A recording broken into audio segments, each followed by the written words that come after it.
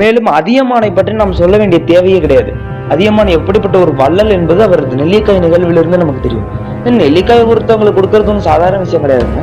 அந்த நெல்லிக்காய் எப்படிப்பட்டதுன்னா, மலையோட உச்சியில, அதாவது இந்த படத்துல எல்லாம் பார்த்திருக்கோம்ல, சூசைட் பாயிண்ட் மாதிரி, அந்த மாதிரி இடத்துல விளையக்கூடிய நெல்லிக்காய் கிட்டத்தட்ட 12 வருடங்களுக்கு ஒரு முறை மட்டுமே வளரக்கூடிய நெல்லிக்காய்னு இலக்கியங்கள்ல குறிப்பு இருக்கு. அப்படிப்பட்ட நெல்லிக்காய் வந்துட்டு பல ஆண்டுகளுக்கு நம்மளை வாழ வைக்குமா. அப்படிப்பட்ட நெல்லிக்காய் அதியமான் பறிச்சு ஔவையாருக்கு கொடுத்தான் அப்படிங்கிற குறிப்பு நமக்கு இந்த இலக்கியங்கள்ல காணப்படுது.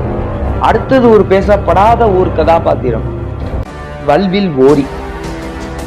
வல்வில் ஓரியை பற்றிட்டு அவங்க ஊர்ல வந்துட்டு நிறைய குறிப்புகள் கிடைக்குது. இது இல்லாம ஒரே சாதி தலைவர்கள், அது வேற ஒரு காணொலியில பார்ப்போம். வல்வில் ஓரி வந்துட்டு ஒரு கொல்லிமலை நாட்டின் ஒரு மன்னனாக இருந்தவர்.